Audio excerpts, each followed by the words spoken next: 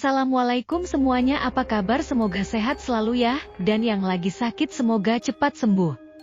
Kali ini saya akan melanjutkan cerita tentang kadaver praktek bedah mayat. Yuk kita mulai. Tiba di kosan Delia, terlihat kedua orang tuanya sudah ada di sana. Juga seorang wanita teman kos Delia dan bocah kecil yang kemungkinan adiknya Delia. Aku dan Fauzi datang ke kosannya setelah dapat kabar kalau Delia sudah dibawa pulang dari rumah sakit. Delia tampak baik-baik saja dilihat dari keadaan fisiknya, tak kurang apapun. Namun banyak yang berubah darinya, dia jadi banyak melamun, tatapannya kosong, dan saat ditanya, dia seperti orang linglung. Bahkan yang membuat aku sedih melihatnya, Delia sama sekali tidak mengenaliku maupun Fauzi. Kenapa temanku jadi seperti ini? Del, kamu kenapa? Aku bertanya sambil menepuk bahunya. Delia tidak menjawab, dia menatapku tapi tidak bicara apa-apa. Tatapannya kosong dengan wajah datar, tanpa ekspresi. Sebenarnya, apa yang terjadi sama Delia, Bu? Aku beralih bertanya kepada ibunya. Ibu Delia tidak menjawab, menggeleng-gelengkan kepala dengan wajah sedih. Aku enggak tega harus bertanya lagi pada beliau, sebab itu aku beralih bertanya ke teman Delia. Lebih tepatnya, teman kos tempat Delia numpang menginap. Rin, Delia kenapa? Aku baru ingat namanya Ririn. Ririn bercerita, semua bermula saat Delia memutuskan untuk tidak tinggal di kosannya lagi. Rasa parnonya sudah tidak seburuk beberapa waktu lalu, hingga dia tidak lagi merasa takut tinggal sendirian. Namun entah apa yang terjadi. Pagi tadi Delia ditemukan oleh tetangga kosannya tergeletak pingsan di teras depan kamarnya, dengan keadaan pintu terbuka. Karena panik Delia dibawa ke rumah sakit oleh pemilik kos, kemudian menghubungi keluarganya. Sebelum menghubungi orang tua Delia, pemilik kos lebih dulu menghubungiku dan Fauzi, karena dia tahu kalau kami ini teman dekatnya. Sayangnya tadi pagi handphoneku mati. Delia tidak punya banyak tetangga kos, seperti di kosan Fauzi ataupun kosanku. Kosan Delia hanya memiliki 3 kamar. Belakang kosannya terdapat lahan kosong yang dipenuhi pepohonan. Letak kosannya ini berada di area yang memang sepi. Tetangga kos yang menemukan Delia, kamarnya berada di samping kanan, kamar Delia di tengah, dan 1 kamar lagi di sisi kiri. Dari apa yang ku tahu, penghuni kamar yang di kanan ini seorang perempuan, berprofesi sebagai barista yang kerjanya di malam hari. Sementara kamar satunya lagi dihuni oleh seorang sopir bis yang memang jarang pulang ke kosan. Karena itulah tidak ada yang tahu apa yang sebenarnya terjadi pada Delia. Kemarin aku sudah berusaha mencegahnya, tapi Delia memaksa pulang. Dia bilang ingin beres-beres kamarnya karena sudah lama ditinggal, kenang Ririn dengan terseduh-seduh. Napas cukup panjang, aku hembuskan mendengar cerita Ririn. Aku yakin apa yang menimpa Delia ada kaitannya dengan teror setan sial tanda bintang N itu. Maksudku, kenapa bisa sampai separah ini? Ibunya Delia tak henti-hentinya memeluk anak sulungnya itu. Aku sendiri merutuk diriku, karena tidak bisa melindungi temanku. Seandainya saja aku bisa menyelesaikan masalah ini lebih cepat, mungkin Delia akan baik-baik saja. Banyaknya orang yang ada di dalam kamar kos membuat udara terasa pengap, karena itu aku memutuskan untuk duduk di luar bersama Fauzi. Tidak lama berselang, ayah Delia mengikuti. Pria yang tidak lebih tua dari bapakku itu duduk di samping Fauzi, dengan membawa gelas berisi kopi. Tipe bapak-bapak yang tidak bisa jauh dari kopi hitam. Kopi itu beliau taruh di hadapannya. Waktu itu Delia pernah cerita di telepon, kalau dia sering diganggu. Saat itu saya tidak mendengarkannya, karena saya pikir dia cuma berhalusinasi karena praktek. Ayah Delia menghela napas mengarahkan pupil matanya ke atas. Kalian bisa jelaskan maksud diganggu itu seperti apa? Tanyanya dengan logat Jawa kental. Sebelum dijawab aku dan Fauzi saling pandang, karena bingung harus memulainya dari mana. Akhirnya kami menceritakan semuanya dari mulai praktek kadaver, sampai kami semua diteror makhluk tak kasat mata. Ayah Delia mendengarkan cerita kami dengan antusias. Terkadang beliau ikut berpikir, ketika kami bercerita sesuatu yang tak masuk akal. Apa yang kalian lakukan sekarang? Diseruputnya kopi hitam dari gelas, begitu kami menyelesaikan cerita. Belum tahu, Pak. Kami juga masih bingung harus bagaimana. Aku memasang wajah bingung, berharap orang tua seperti beliau yang sudah banyak pengalaman, punya solusi untuk kami. Sudah tanya dosen kalian. Jangankan solusi, percaya pun enggak, Pak. Aku tersenyum kecut. Kenapa tidak coba ke rumah sakit itu lagi? Siapa tahu kalian dapat informasi di sana. Aku dan Fauzi saling pandang. Bot tanda bintangnya, kami tidak terpikir untuk melakukan itu. Wah, makasih, Pak. Saya baru kepikiran soal itu. Sepertinya kami memang harus ke sana, terlebih melihat Delia jadi seperti ini. Fauzi yang menyauti. Soal Delia gimana, Pak? Tanyaku. Ayah Delia menghembuskan napas kasar. Saya akan membawanya pulang, diobati di sana. Sepertinya ini memang bukan penyakit medis. Laki-laki berkumis itu meneguk habis kopinya. Kalau butuh bantuan, hubungi kita saja, Pak. Saya sama Fauzi akan bantu Delia sebisa mungkin, kataku meyakinkan. Meski terlihat tegar, aku masih bisa melihat raut kesedihan dan rasa bersalah di wajah ayahnya Delia. Dari penuturan ayahnya, Delia akan dibawa pulang hari ini juga. Aku dan Fauzi sengaja tinggal di situ lebih lama, ingin membantu keberangkatan Delia dan keluarga. Sementara Ririn, sudah pulang ke kosannya sedari tadi karena ada keperluan. Ibu Delia mulai berkemas, baju Delia dimasukkan ke dalam tas dan beberapa benda penting seperti laptop, sisanya dibiarkan begitu saja dalam kamar kos. Barang yang sudah dikemas aku bawa dan memasukkannya ke dalam mobil, kebetulan ayahnya Delia membawa mobil pribadi. Tetapi karena akses masuk ke kosan Delia hanya jalan gang, mobil diparkirkan cukup jauh. Kini tinggal Delia yang harus dibawa ke mobil. Namun, ternyata tidak semudah yang diperkirakan. Delia menolak bahkan meronta, disusul jeritan melengking memekakan telinga, matanya membulat sempurna, jari-jari tangannya menggenggam erat sprei dari kasur yang ia duduki. Kengerian ini berlangsung cukup lama, berbagai cara sudah kami lakukan, tapi Delia tak kunjung tenang. Kami semua panik, terlebih ibunya yang menangis sambil mondar-mandir melihat keadaan anaknya seperti itu. Sementara si ayah duduk dengan mulut komat kamit entah membaca apa, dan sebenarnya apa yang dilakukan beliau tidak membuat lebih baik. Del, sadar, Del. Aku pegang tangan Delia berusaha melepaskan genggamannya ke sprei. Tapi tidak berhasil, tenaga Delia lebih kuat dari yang kuduga. Wih, Zi. Aku memanggil-manggil Fauzi yang terlihat bengong, karena syok melihat keadaan Delia. Zi. Nada suara aku tinggikan, barulah dia sadar. Kamu azan sekarang, perintahku.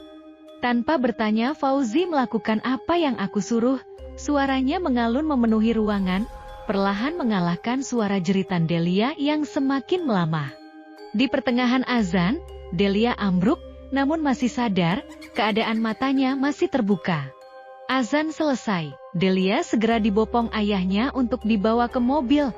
Tak lupa beliau mengucapkan terima kasih pada kami. Kemudian, mobil yang ditumpangi Delia itu pun melaju pergi meninggalkan aku dan Fauzi yang masih berdiri mematung. Aku menghela napas tak percaya dengan yang barusan terjadi. Itu bukan Delia teman kita, Zi, ucapku. Meja bundar berdiameter 1 meter lebih, menjadi pemisah kami yang duduk berlima.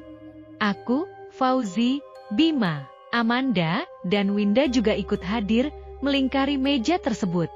Gimana kabarnya Delia? Amanda menatapku cemas. Aku gelengkan kepala. Belum dapat kabar. Cuaca cerah siang itu tak membuat kami ceria, minuman yang kami pesan pun belum ada yang menyentuhnya. Jadi, apa yang akan kita lakukan? Bima menaruh kedua sikunya di atas meja, menopang badannya yang sedikit condong ke depan. Kita harus kembali ke rumah sakit itu lagi, Fauzi menjawab. Keheningan melanda kami setelah Fauzi berkata rumah sakit. Kami sama-sama diam termenung sibuk dengan pikiran masing-masing. Entahlah, aku tidak bisa membaca apa yang mereka pikirkan, tapi jujur aku sendiri sedang memikirkan Delia. Kafe tempat kami berkumpul perlahan mulai sepi, para pengunjung yang kebanyakan adalah pekerja, harus kembali bekerja setelah jam makan siangnya habis. Tersisa waiters yang sibuk membersihkan meja. Apa yang kita cari di sana? Winda memasang wajah tidak suka mendengar saran dari Fauzi. Informasi. Siapa tahu dengan kesana kita juga dapat solusi, jelasku. Winda tidak protes mendengar penjelasanku. Tunggu apa lagi? Kita kesana sekarang. Jangan sampai ada lagi korban setelah Delia. Bima berkata penuh semangat. Disepakatilah, kami berlima akan berangkat menuju rumah sakit tempat kami praktek, setelah menghabiskan makanan dan minuman yang kami pesan di kafe itu. Setibanya di sana, kami berhenti di parkiran bangunan berlantai 3 tersebut. Saat itu keadaan rumah sakit sedang ramai, parkiran hampir penuh terisi oleh kendaraan. Kami masuk melalui pintu kaca lalu menyusuri lorong.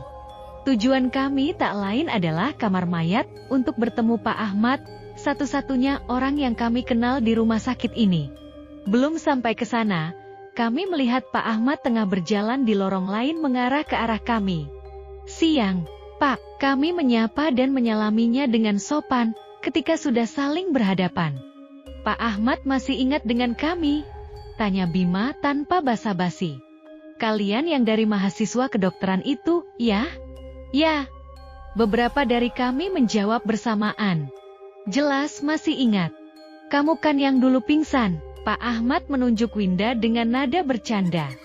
Winda tersenyum ngangguk membenarkan. Kami kesini karena ada yang mau kami tanyakan, Pak, beberku. Tentang? Pak Ahmad memasang wajah penasaran. Mayat kadaver, Pak. Pak Ahmad diam sebentar menautkan alisnya. Biar lebih enak kita ngobrol di ruangan saya saja, ajak beliau. Kami menyetujuinya, lalu kami mengikuti langkah Pak Ahmad menuju ruangan yang dia maksud. Ruangan yang tidak terlalu besar itu menjadi pengap karena ada 6 orang di dalamnya. Tidak ada kursi. Kami duduk melingkar di atas ubin yang mengkilap seperti habis dibersihkan. Selain kebersihan, hal menarik dari ruangan ini adalah rak buku gantung yang berisi beberapa buku dan sebuah Al-Quran. Ada juga poster kaligrafi yang menempel di dindingnya. Jadi, maksud kedatangan kami ini, kami ingin mencari tahu asal-usul mayat yang kami jadikan kadaver itu, Pak. Siapa tahu Bapak punya informasi. Fauzi menjelaskan kedatangan kami kepada Pak Ahmad. Memang kenapa, bukannya itu tidak penting dalam praktek kalian? Pak Ahmad menatap kami satu persatu penuh kecurigaan. Begini, Pak. Mungkin ini terdengar gak masuk akal, tapi kami benar-benar mengalaminya, malah satu teman kami dibuat seperti orang linglung. Mayat itu menghantui kami, Pak. Terangku menjelaskan situasi kami saat ini. Pria paruh baya berjenggot panjang itu mengangguk tanda mengerti. Terus kenapa kalian nyari tahu asal-usulnya? Pak Ahmad bertanya lagi. Harapannya sih, terornya hilang setelah kami menemukan identitasnya dan kami pertemukan dengan keluarga mayat bapak itu, jelasku, sementara yang lain cuma diam menyimak obrolan.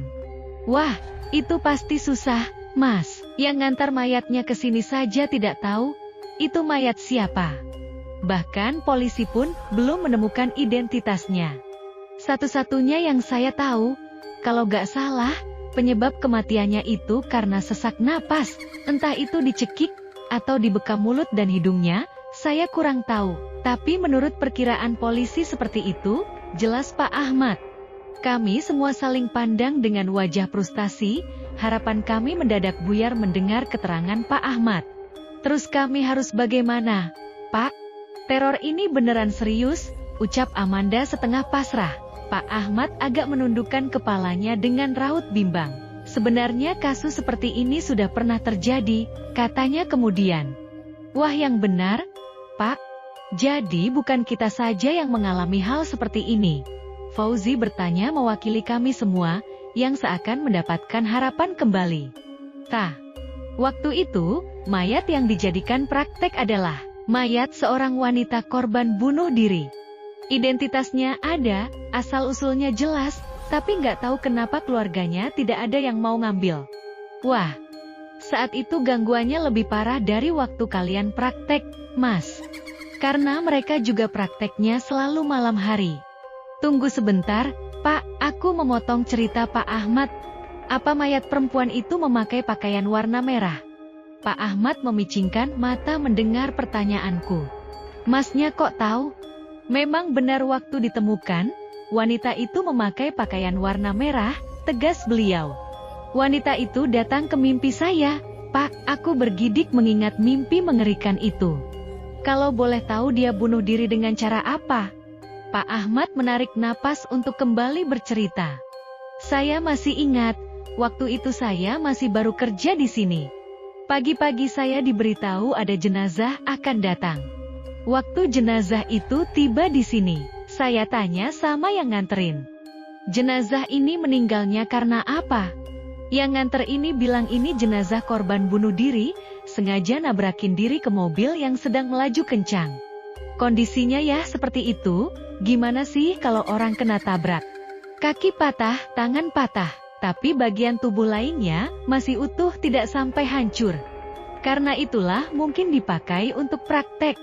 Kami semua menyimak cerita Pak Ahmad dengan antusias, tak terkecuali aku sendiri. Tapi yang saya lihat di mimpi agak berbeda, mulutnya lebar terus lidahnya panjang. Pak, Par, namanya makhluk gaib mungkin bisa berubah-ubah bentuk sesuka mereka, gak tahu juga saya, kurang paham. Atau mungkin saja itu ada kaitannya dengan kondisi lain dari mayat wanita itu. Memangnya kondisi lainnya seperti apa, Pak? Giliran Fauzi yang bertanya. Tubuhnya penuh luka-luka bekas semacam penyiksaan, luka goresan, luka lebam dan memang kondisi mulutnya sobek sebelah. Pak Ahmad menggambarkan dengan menggores-goreskan ujung telunjuk di pipinya. Aku sampai merinding membayangkannya. Terornya itu bukan ke mahasiswa itu saja, katanya perawat di sini sering lihat sosok makhluk itu, dan bentukannya sama persis yang tadi masnya bilang, pungkas Pak Ahmad. Terus apa yang mereka lakukan untuk menghilangkan terornya, Pak? Tanya Bima yang terlihat ingin segera menyelesaikan masalah ini. Saya tidak tahu ya, apa yang mereka lakukan itu berhasil atau tidak. Karena saya tidak pernah bertemu dengan mahasiswa-mahasiswa itu lagi. Setelah mayat itu dikuburkan di belakang rumah sakit, mereka juga dapat gangguan seperti kalian. Karena itu, mayat tersebut mereka pindahkan ke TPU. Tempat yang lebih layak, ungkap Pak Ahmad. Jadi, kami harus bongkar makam itu lagi. Iya, Mas. Mau gak mau harus dibongkar lagi, kata Pak Ahmad. Semua saling pandang dengan wajah cemas, pengalaman yang dulu saja masih membekas dalam ingatan kami. Sekarang harus kembali mengulang pengalaman yang menegangkan itu. Boleh tidak kami minta bantuan Bapak? Kami gak sanggup kalau cuma berlima. Bima meminta tolong mewakili kami semua. Insya Allah saya bantu, Mas. Kebetulan saya juga kenal sama sopir mobil jenazah di sini, buat bawa jenazah itu nantinya. Kami semua merasa lega dengan jawaban Pak Ahmad, rasanya terima kasih saja tidak cukup untuk membalas kebaikan beliau. Pak Ahmad membawa kami ke sebuah ruangan yang katanya kantor tempat sopir mobil jenazah itu berkumpul. Di sana kami dikenalkan dengan Mas Agus dan Pak Iman, sopir yang kebetulan saat itu sedang nganggur. Setelah berbincang-bincang sebentar, mereka berdua bersedia membantu kami. Total ada 8 orang yang akan menggali makam itu. Kami semua berjalan menuju tanah kosong belakang rumah sakit tempat di mana kuburan itu berada. Kami sempat kebingungan mencari kuburan mayat kadaver itu. Tanpa nisan, semua tampak sama, hanya berupa gundukan tanah. Yakin yang ini, Mas? Pak Iman melirik kami sebelum ancang-ancang mengayunkan cangkulnya. Kami semua mengiyakan, hal itu karena ada jejak kaki kami di sana yang masih terlihat saat kami mengembalikan sisa organ yang tertinggal. Pak Iman mulai memainkan cangkulnya, menggali tanah menggunduk itu sedikit demi sedikit. Sementara kami yang menyaksikannya tak henti-hentinya merasa was-was. Semoga kali ini tidak terjadi apa-apa. Itulah yang ada di pikiranku saat itu. Adanya Pak Ahmad dan Pak Iman sedikitnya menenangkan perasaan kami. Mereka berdua sudah sangat senior untuk menangani hal semacam ini. Itulah kenapa aku merasa lega. Meskipun hati kecilku tetap merasa was-was. Biar bagaimanapun, kami sedang membongkar kuburan mayat yang menghantui kami. 10 menit berlalu, giliran Pak Ahmad turun menggantikan Pak Iman yang beristirahat. Bukan kami tidak mau membantu, cuma akan lebih lama lagi kalau kami ikut menggali, mengingat megang cangkul saja nyaris tidak pernah. Hampir 1 jam akhirnya penggalian, sudah mencapai dasar makam. Kini Pak Iman ikut turun bersiap membuka papan penutup liang lahat. Bismillah, Pak Ahmad mulai membuka papan lahat satu persatu, lalu menyodorkan papan itu kepadaku yang berada di atas makam. Perlahan mulai terlihat sosok dibalut kain putih terbujur kaku di liang lahat. Fauzi yang terlihat paling tegang beberapa kali mundur ke belakang, sambil mengatur napasnya, mungkin ia teringat dengan kejadian sewaktu dia pulang. Melihat sosok itu berdiri di kamar mandi rumahnya. Kain yang dulu putih bersih kini sudah kuning kecoklatan. Bau tak sedap mulai terasa ketika papan itu sudah diambil semua. "Mana tikarnya?" ujar Pak Ahmad. Kami yang di atas sempat panik, saking antusiasnya menonton penggalian makam ini, sampai lupa mempersiapkan hal lainnya. Beruntung Mas Agus dengan sigap dia segera pergi diikuti Bima. Tidak lama berselang, mereka kembali membawa keranda, dan juga 1 gulungan tikar putih. Tikar itu disodorkannya kepada Pak Ahmad yang berada di bawah. Tikar putih terbuat dari anyaman daun pandan kering itu digelar di bawah. Kemudian dengan perlahan mayat kadaver diangkat dari liang lahat diletakkan di atas tikar. Tikar kembali digulung lalu diikat dengan semacam tali rotan agar tidak terbuka lagi. Dari rangkaian proses itu beruntung aku sama sekali tidak melihat muka si mayat. Ketika kesempatan itu ada, aku memilih mengalihkan pandanganku untuk menghindarinya. Itu lebih baik, daripada nanti tidak bisa tidur gara-gara melihat muka mayat itu lagi. Hal sama juga dilakukan oleh Fauzi. Mayat yang sudah terbungkus dengan tikar putih diangkat dari dasar kuburan. Apuh, Mas Agus dan Bima menerimanya dari atas, untuk selanjutnya dimasukkan ke dalam keranda. Amanda dan Winda juga ikut membantu membuka penutup keranda. Sementara Fauzi memilih menonton, sepertinya dia sudah cukup trauma dengan mayat ini. Hal pertama yang aku rasakan, jelas bau menyengat dari si mayat. Hal lainnya adalah, bobotnya lebih berat dari yang kuingat dulu saat akan dikebumikan. Sebenarnya aku tidak begitu berpikir jauh, aku berpendapat, hal itu terjadi karena mayat sedang dalam proses pembusukan, sehingga menyimpan banyak cairan. "Mas, itu bungkusan apa?" Pak Iman menunjuk satu lagi bungkusan putih yang berada di liang lahat.